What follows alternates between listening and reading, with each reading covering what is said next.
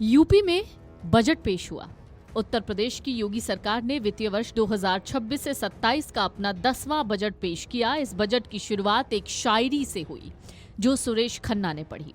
9 लाख करोड़ रुपए से ज्यादा के इस भारी भरकम बजट में आधी आबादी यानी महिलाओं और बेटियों को सबसे आगे रखा गया। लेकिन ऐसे में सवाल ये उठता है कि जिस तरीके से लगातार बेरोजगारी का मुद्दा उठाया गया, तो यूपी बजट में रोजगार को लेकर क्या बात हुई? यूपी के वित्त मंत्री सुरेश खन्ना ने यूपी बजट विधानसभा के पटल पर रखा। इस बजट में रोजगार, मेडिकल एजुकेशन और शिक्षा पर विशेष फोकस था। इसी कड़ी में वित्त मंत्री सुरेश खन्ना ने नए मेडिकल कॉलेज, यूनिवर्सिटी खोलने की घोषणा की, तो वहीं एआई मिशन की स्थापना की घोषणा की। लेकिन सबसे बड़ी घोषणा तो ये है कि यूपी के लोगों को रोजगार मिलेगा। 10 लाख रोजगार पर चर्चा करते हुए कौशल विकास और जॉब प्लेसमेंट केंद्र स्थापित करने की घोषणा की गई है। यूपी बजट 2026 में वित्त मंत्री सुरेश खन्ना ने मेडिकल एजुकेशन पर योगी सरकार की उपलब्धियों और योजना का जिक्र किया, जिसके तहत यूपी में 14 नए मेडिकल कॉलेजेस की स्थापना होनी है। मेडिकल एजुकेशन के लिए 14,997 करोड़ रुपए की व्यवस्था प्रस्तावित है। वित्त मंत्री सुरेश खन्ना ने बजट में 3 नई यूनिवर्सिटी का जिक्र किया। इन 3 नई यूनिवर्सिटी को पूर्व में मंजूरी मिल चुकी है, जिसके तहत हायर एजुकेशन को बढ़ावा देने के लिए संभल, झांसी और फतेहपुर में 3 नई प्राइवेट यूनिवर्सिटी खोली जानी है। बजट 2026 में यूपी के वित्त मंत्री सुरेश खन्ना ने 10 लाख रोजगार की बात कही। इसी कड़ी में पीपी मॉडल के तहत अलग अलग जिलों में skill development and placement centre स्थापित करने की घोषणा हुई है। महिलाओं की भागीदारी बढ़ाने के लिए अलग से स्किल डेवलपमेंट सेंटर भी स्थापित किए जाएंगे। वित्तीय वर्ष में सरकार 40 लाख युवाओं को टैबलेट बांटने का लक्ष्य लेकर चल रही है। यूपी विधानसभा में बजट पेश करते हुए सुरेश खन्ना ने कहा कि प्रदेश में बेरोजगारी दर घटी है। बेरोजगारी दर 2.24% के आसपास है। युवाओं को रोजगार के अवसर उपलब्ध कराने की दिशा में लगातार काम हो रहे हैं। उन्होंने कहा, योगी सरकार रोजगार सृजन के लिए कृत संकल्पित है। वित्त मंत्री ने बजट में साफ तौर पर कहा कि योगी सरकार लगातार निवेशकों को आकर्षित करने की योजना पर काम कर रही है। इसके तहत लगातार ग्राउंड ब्रेकिंग सेरेमनी का आयोजन हो रहा है। निवेश प्रस्तावों के जमीन पर उतरने से 10 लाख रोजगार के नए अवसर खुलेंगे। सुरेश खन्ना ने बताया, प्रदेश कौशल विकास के तहत युवाओं को ट्रेनिंग दी गई है। इसमें 4 लाख से ज्यादा युवाओं को कई कंपनियों में नौकरी दिलवाई गई है। साथ ही बताया कि किस विभाग में कितनी नौकरियां दी गई हैं।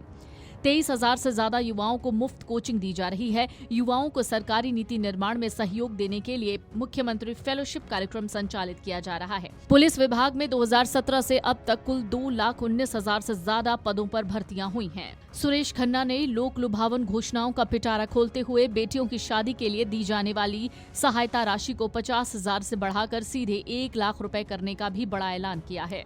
रोजगार पुलिस विभाग में विभिन्न पदों पर वर्ष 2017 से अब तक 1,83,766 पुरुष एवं 35,443 महिला सहित कुल 2,19,000 से अधिक पदों पर भर्ती की गई है तथा 1,58,000 कार्मिकों को पदोन्नति प्रदान की गई है।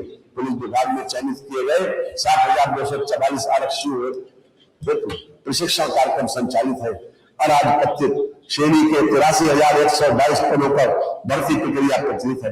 मिशन रोजगार के अंतर्गत राजकीय माध्यमिक विद्यालय में 1939 प्रवक्ता, 6,808 सहायक अध्यापक एवं 219 प्रधानाचार्यों को सम्मिलित करते हुए अब तक कुल 8,966 नियुक्ति की प्रक्रिया पूर्ण की जा चुकी है। वर्ष 2017 से अब तक सहायता प्राप्त शासकीय माध्यमिक विद्यालयों में कुल 34,074 प्रशिक्षकों का चयन किया गया। मुख्यमंत्री युवा उद्यमी विकास अभियान योजना के अंतर्गत सूक्ष्म उद्यम स्थापित करने हेतु युवाओं को गारंटी मुक्त एवं ब्याज मुक्त ऋण उपलब्ध कराया जा रहा है। योजना के अंतर्गत प्रतिवर्ष 1 लाख नए सूक्ष्म उद्यमों की स्थापना किए जाने का लक्ष्य है, जिसे आवश्यकता अनुसार बढ़ाया जा सकेगा।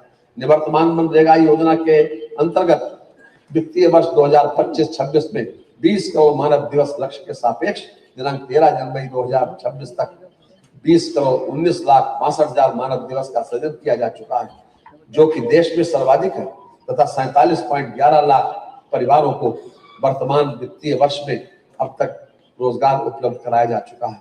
श्रमिक कल्याण, अपने घर गांव से दूर शहरों में काम करने वाले मजदूरों के लिए लेबर अड्डों का निर्माण कराया जाएगा। एक्स ग्रेशिया अनुदान के अंतर्गत दिनांक 26/8/2021 से दिनांक 31/3/2022 तक ई श्रम पोर्टल पर पंजीकृत असंगठित श्रमिकों की किसी दुर्घटना में मृत्यु अथवा पूर्ण दिव्यांगता की स्थिति में 2 लाख रुपए तथा आंशिक दिव्यांगता पर 1 लाख रुपए का भुगतान किया जा रहा है।